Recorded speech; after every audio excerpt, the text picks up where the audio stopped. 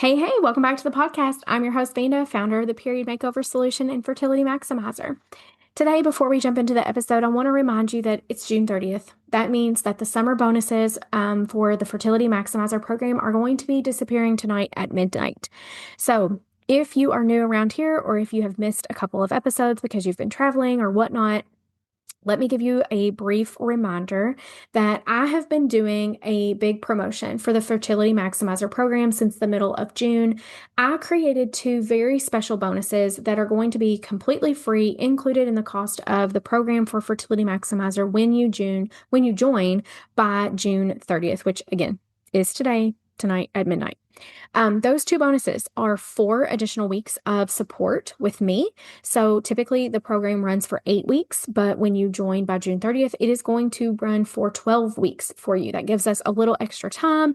Will help you kind of, not miss anything. If you have really busy weeks this summer, you're going to be traveling for a while, what have you. I wanted to give you some extra time.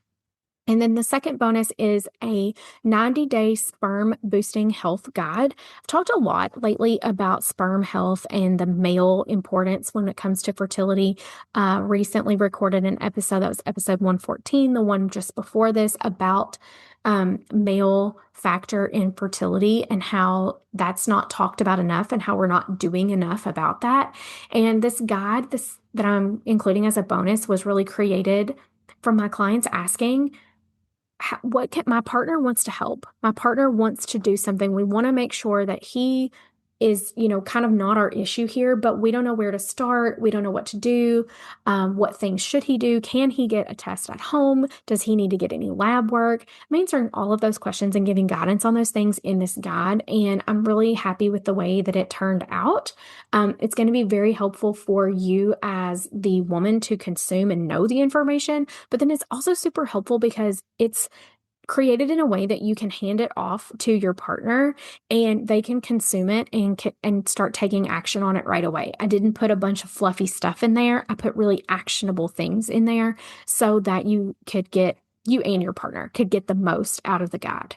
So again, the link to join the program, you can find it very easily on my website, wellnesswithvanda.com. There's a pink button that says join my program. You click that, that will take you to the Fertility Maximizer page, and you can, at the bottom, enter your information to get signed up.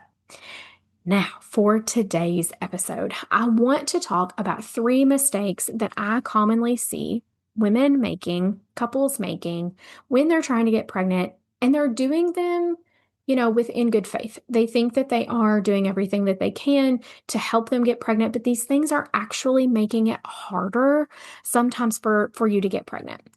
So, the first thing, there's 3, and we're going to talk about each of them individually. But I just want to call out what the 3 of them are first. So number 1 is not tracking your full menstrual cycle. Number 2 is unintentionally under eating. And number 3 is taking way too many supplements. Now, like I said, I want to talk about these one-on-one. So mistake number 1 is not tracking your full menstrual cycle. A lot of times women will come to me and they will have been trying to get pregnant for a little bit, and they, maybe they don't know a lot. They don't have like a big background in understanding hormones and knowing what's going on. They know the basics. They probably spent a lot of years on birth control, and their hormones and their cycle, therefore, were literally controlled by the birth control. Well, we've taken away the birth control because we obviously can't be on birth control and get pregnant. And now, we're kind of left to figure out, like, what is my body doing? What do these changes mean? How do I know when I'm fertile? What signals are my body going to give me that I'm fertile? We'll have to figure out a lot on our own without guidance. And so what a lot of women will do is they will download a period tracking app. And what it will tell them and ask them to track is when they're bleeding and then when they begin to bleed again. And for some women, that's all they're tracking is like the first day of their period, and then not tracking anything else again until their next period rolls around, and they track that same thing again. This is really going to be dependent on what type of app you're using. I recommend the Mira app, even for people that aren't using their testing devices yet. You can track in their app even without doing the testing. And I really like the wealth of information that it kind of prompts you to track and that you can track within that app, it's like a one-stop shop for a lot of things. So, you know, I, the big like the big things, I guess I should say, that you need to make sure you're tracking that will really help you pinpoint your fertility, is yes, that very first day of bleeding. We want to know when the actual flow starts, not when spotting starts. Some women spot before they start their period. Some women just start with a flow, but day one is technically the first day of flow. So you want to track that. You also want to track how many days it is that you're bleeding. You want to track cervical mucus throughout the cycle, so your discharge, because that is going to be your sign that you're moving into your fertile window. As that cervical mucus changes and you get that slicker, wetter, like egg white type consistency discharge, that is fertile mucus that helps the sperm travel to the egg more efficiently. Then you, of course, do want to track again when you start your next period. So that's kind of, along with that, I do always recommend women tracking their basal body temperature, because that is one way. It's not a perfect system, but it's one way that without actually tracking your hormones, we can see with a temperature rise post like when you should ovulate that. And again, we can't be like 100% certain because we don't have the testing to back it up, but it's a pretty good indicator that if there was a rise in your temperature that you have ovulated. So that's a very important timing piece. Okay, so that leads us to mistake number two. Mistake number two is unintentionally undereating. Now, there are some women that are intentionally undereating, and I actually did a episode a while back on weight loss and trying to get pregnant. It's episode 108, and I want you, if you're in that boat right now and you're like, I don't know what I should do. I feel like I need to lose weight to help with my fertility. I want you to go back and listen to that episode, because I'm not going to be able to cover everything that I covered in that episode in this one, because then this one would get way too long. But what I want to chat about specifically, this mistake, is the women that are unintentionally under eating. Like, you're not really trying to lose weight. You just, without knowing it, you aren't consuming enough to fuel your body. And this comes from years of diet culture exposure. Maybe you have dieted in the past several times, or you've just had kind of a restrictive diet in the past. Maybe you're someone that's gotten in the habit of skipping breakfast or only having coffee at breakfast. And over time, that has slowed down your metabolism. And now you don't feel hungry like you would if your metabolism was really working efficiently. If you wake up and you're not hungry for breakfast and you're somebody that's like, I never get hungry until lunch, that is a red flag from your body. Hey, we need help over here. A lot of women don't realize that. And a lot of women think that it's actually like a good thing that they don't get hungry until lunch. And they're like, oh, I'm saving calories. I only, eat 2 meals a day. I'll have a little snack in the afternoon if I need it. But these are not bragging rights that we want to have. Okay. What that leads to is, as I've already said, it slows down your metabolism over time, which is a whole nother topic for another day. But it also then slows down other processes in your body and causes your body to not feel safe. And when our body doesn't feel safe, it doesn't prioritize hormones and fertility and getting pregnant. It prioritizes keeping you alive, and it will cause you to have hormone imbalances. It will cause you to hang on to body fat, which then it's this whole snowball effect of like, then we're getting into insulin resistance because our body's hanging on to fat, and then we're gaining weight and we're having these cravings. Again, whole big snowball effect. I can't get into all of the specifics of that in this episode. I have other episodes where I do talk about this more. But you really want to make sure that you are fueling yourself. And the most basic way that we can do this, I can tell you how to do this, like without even tracking anything. Yes, I typically guide my clients through, let's track your calories for a few days. Let's see where you're at. Let's visit a calculator to see what your maintenance calories would be. We do all of those steps, but I do that because I'm there to guide them through that.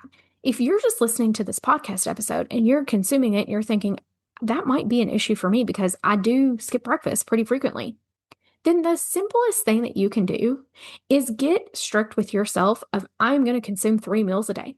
I'm going to have breakfast, lunch, and dinner.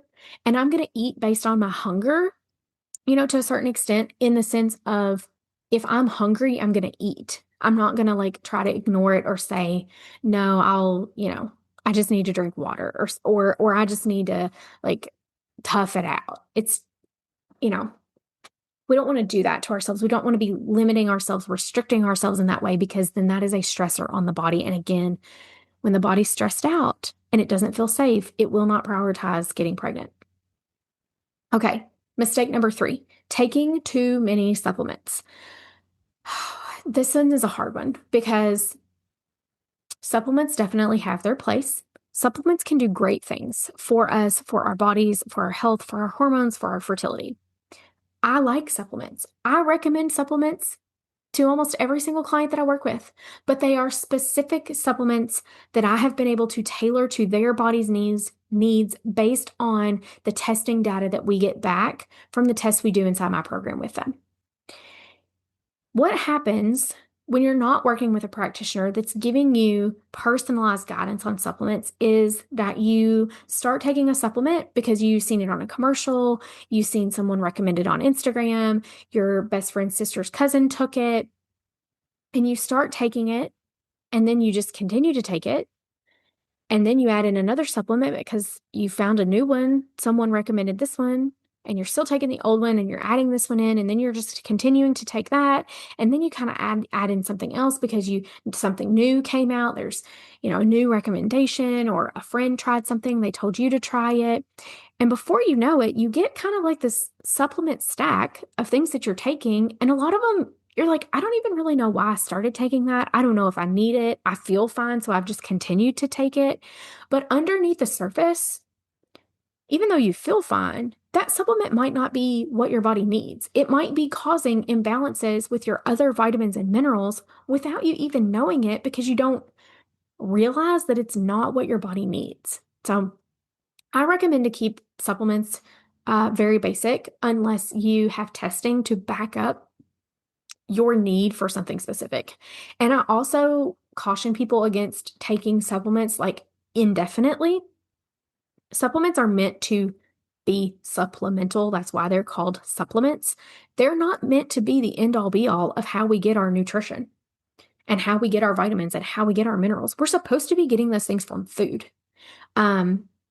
Yes, again, supplements are great to supplement what we're doing with our nutrition choices, but we do not want to become dependent on them. We do not want to get in a situation where we're like just taking them forever. And again, there's not enough awareness out there about the harm that supplements can unintentionally bring to us when we think we're taking something perfectly safe. Because, I think the preconceived notion is that the FDA doesn't regulate supplements. I can just buy this off the counter at Walmart, Target, Walgreens, whatever. So it must be safe. And in most cases, I'm not trying to like scare anyone away from taking supplements. It's not that. I'm glad, honestly, that they're not FDA regulated, because some of the FDA regulations would not be, I'm not even going to get on that tangent today. But my point is that just because they are in general safe does not mean that they are not causing some unwanted effects that are negative within the body. Now, all of that being said, for all 3 of these mistakes, if you listened through them, and I don't make this episode, I don't call these things out to like point my finger at someone and be like, you're doing this wrong.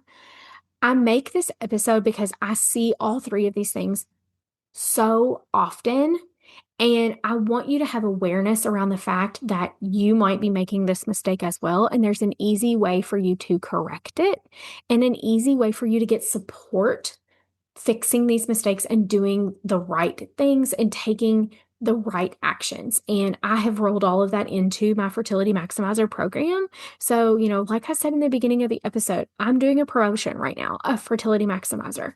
I absolutely love this program. I see it working in my clients that are getting pregnant, even after struggling for months and months trying to get pregnant on their own and not having any answers as to why they weren't getting pregnant. I love what I have created. I love the knowledge that my clients are getting out of it. They are becoming so much more familiar with their body and their hormones and what these certain symptoms mean and how they can really be empowered to take action. Um, and I get to be the one that's there to support them their whole way through. And I'm really obsessed with it.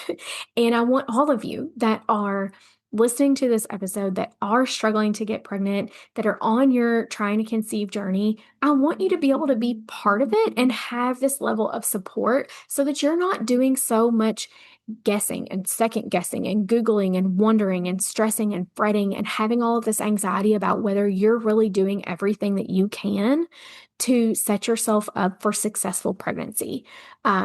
Let me step in and be the one to help guide you on that. I have all of this training and all of this experience and all of this client success stories that back up the approach that I take. And I really believe in it. I really see how it has worked so well for my other clients, and I want you to be part of it too. So get in there while you've got the chance to sign up and get these incredible bonuses, because these bonuses, again, they expire tonight at midnight. So make sure that you sign up before then. I'm going to leave you guys there for this week. I hope that you have a great day, and I'll talk to you next week.